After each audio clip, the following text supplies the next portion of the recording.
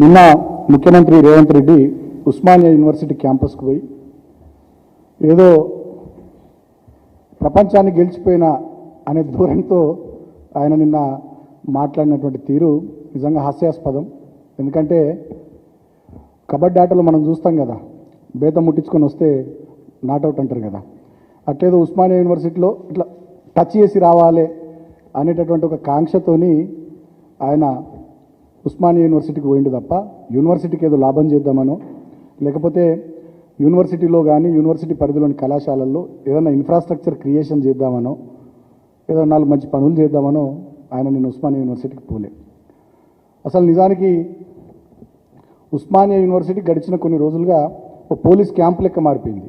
ముఖ్యమంత్రి ప్రోగ్రాము నిన్న జరిగింది, అంతకుముందు కూడా ఉండే, అది వాయిదా పడ్డది. ఇక అప్పటి నుంచి ఒక వారం రోజుల వ్యవధిలో మొత్తం పోలీస్ క్యాంపుగా మారిపోయింది ఉస్మానియా యూనివర్సిటీ. గతంలో ఎట్లయితే సమైక్య రాష్ట్రంలో తెలంగాణ రాష్ట్ర సాధన ఉద్యమం జరుగుతున్నప్పుడు ఎటువంటి పరిస్థితులు ఉస్మానియా క్యాంపస్లో ఉండేనో అటువంటి పరిస్థితులు గడిచిన వారం రోజులుగా ఉస్మానియా క్యాంపస్ పరిధిలో ఉండే.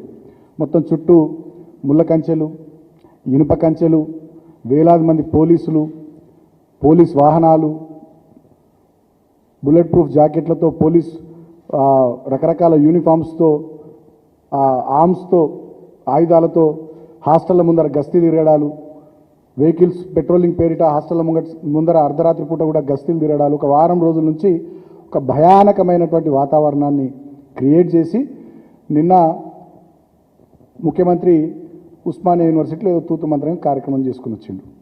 ఇక దాంట్లో ఆయన చెప్తాడు మొత్తం ఉస్మానియా యూనివర్సిటీని ఉద్ధరించడానికి భవిష్యత్తులో మళ్ళీ వస్తా, అప్పుడుగా ఈ పోలీసు కంచెలు ఉండయి, పోలీసులు ఉండరు, డిసెంబర్ నెలలో వస్తా, ప్రోగ్రాం పెట్టారు, అప్పుడు 1000 కోట్లు ఇస్తాను. మరి నిన్న ఆపినోడేవాడు? 20 నెలల నుంచి నేను ఆపినోడేవాడు? విద్యార్థుల అభ్యున్నతి కోసం కానీ విద్యాభివృద్ధి దిశగా వాళ్ళు మంచి మంచి ప్రణాళికలు ఏదో రూపొందించేదో బాగు చేస్తారనేటటువంటి ఆలోచనతో మేము కూడా ఎదురు చూసినాం 20 నెలలు. కానీ అదంతా నేతి బీరకాయలో నెయ్యిందన్నది ఎంత నిజమో ఈ ముఖ్యమంత్రి మాటల్లో, కాంగ్రెస్ పాలకుల మాటల్లో యూనివర్సిటీల పట్ల, యూనివర్సిటీ విద్యార్థుల పట్ల ప్రేమ కూడా గంతే ఉంది. ఇక ఆయన చెప్తాను నిన్న మేము ఇన్ని అభివృద్ధి కార్యక్రమాలు చేసినామని. దాదాపు ఉస్మానియా యూనివర్సిటీ క్యాంపస్ పరిధిలో రవీందర్ యాదవ్ గారు వీసీగా ఉండే అన్నాడు.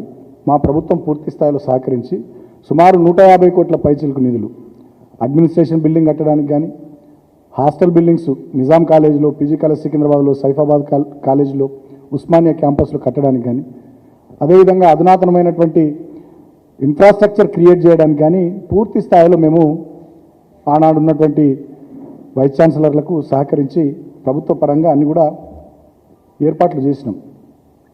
దాంట్లో 2 హాస్టళ్ళు నిన్న ఆయన ప్రారంభించి ఇదేదో వాళ్ళ ప్రభుత్వం వచ్చిన తర్వాత చేసినాము అని చెప్పి చెప్పుకునేటటువంటి ప్రయత్నం. ఎట్లయితే నియోజకవర్గాల్లో మేము కట్టిన డబుల్ బెడ్రూమ్ ఇళ్లకు రిబ్బన్లు కత్తిరించుకుంటా వీళ్ళు కట్టినట్టు ఎట్టయితే పోజులు ఇస్తున్నారో సేమ్ నిన్న ఉస్మానియా యూనివర్సిటీ క్యాంపస్ విషయంలో ముఖ్యమంత్రి అదే తీరును ప్రవర్తించడం తప్ప ఇంకోటి లేదు.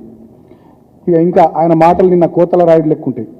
తెలంగాణ ఉద్యమము, ఉస్మానియా యూనివర్సిటీ విద్యార్థుల త్యాగాలు, యాదయ్య, ఈశాన్ రెడ్డి, వేణుగోపాల్ రెడ్డి, అసలు వీళ్ళంతా త్యాగాలు చేయడానికి, చనిపోవడానికి శ్రీకాంతాచారి లాంటి వాళ్ళంతా కారణం. ఆనాటి మీ నాయకుడు సమైక్యవాదానికి అండగా నిలబడి తెలంగాణ రాష్ట్ర ఏర్పాటు ప్రకటన వచ్చిన తర్వాత సీమాంధ్ర ఎమ్మెల్యేలను అందరినీ కూడా పార్టీలకు అతీతంగా జమ చేసి రాజీనామాలు చేపించి డిసెంబర్ 9, 2009 నాడు వచ్చినటువంటి ప్రకటనను కేంద్ర ప్రభుత్వాన్ని బెదిరించి మళ్ళీ డిసెంబర్ 23వ తేదీన వేరే ప్రకటన రావడానికి కారణమైనటువంటి వ్యక్తి ఆనాటి నీ నాయకుడు చంద్రబాబు నాయుడు కదా.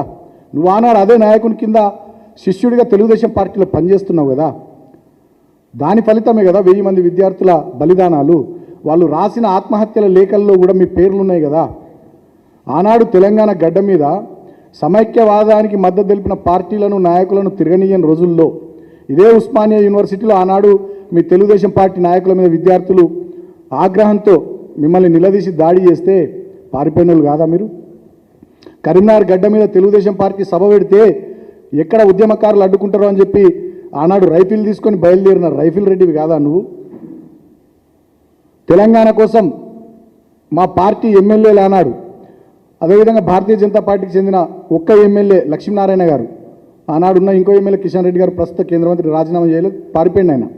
వీళ్ళు రాజీనామాలు చేసినాడు ఇక్కడనే జేఏసీ సమావేశంలో కళింగ భవన్లో పక్కకే తెలంగాణ భవన్ పక్కన కళింగ భవన్లో జరిగినటువంటి సమావేశంలో అందరు ఎమ్మెల్యేలు పార్టీలకు అతీతంగా రాజీనామాలు చేయాలని నిర్ణయం జరిగితే తోకముడిచి పారిపోయి రాజీనామా చేయకుండా వెన్ను చూపెట్టింది నువ్వు కాదా రేవంత్ రెడ్డి అన్నాడు ఎమ్మెల్యేగా, నీ తెలుగుదేశం పార్టీ కాదా అన్నాడు.